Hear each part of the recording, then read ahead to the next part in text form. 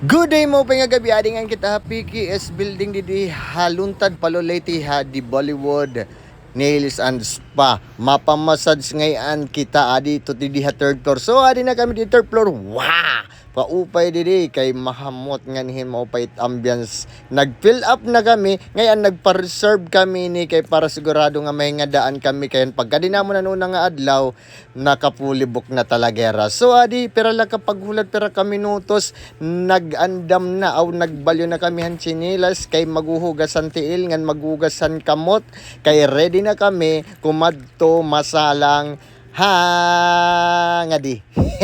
So adi na kita di ang kwarto nagliwan na kita naglubas ngayon kay mari din na nagpa-massage kita kanan usa ka oras. Wow! Katapos ito adi na okay na tapos na nga tanan nangaturog pagod ako ngan adi uminom na kitahin warm water samtang nagulat liwatan aton partner mo pay gud di hadi Bollywood kay ganadot era serbisyo talagang mabalik-balik tara hadi Bollywood na kita.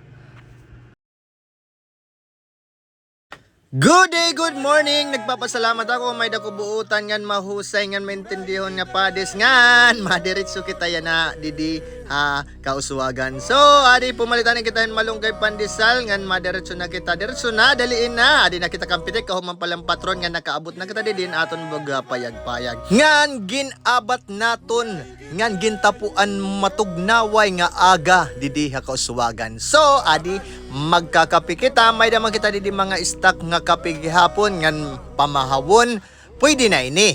Nauupay na ako pag inukoy didi hawron kay nahaabat ko takin bibiling nga pinakamaupay nga ambience adi gula didi. Salit adi nagkakapi na kita ngan adi kita. Syempre, sering ko pamamamahaw kita. May dataman gihapon didi baga bulad-bulad nga bulinaw pwede naton ini prituhon ngan may da kita asiti ready na iton para tat pamahaw amo tat padis iton malunggay pandesal. So nagprito nakitahan aton bulinaw nga bulad nganhin perfect timing good ini nga aga para hitsugad hini nga pamahawon.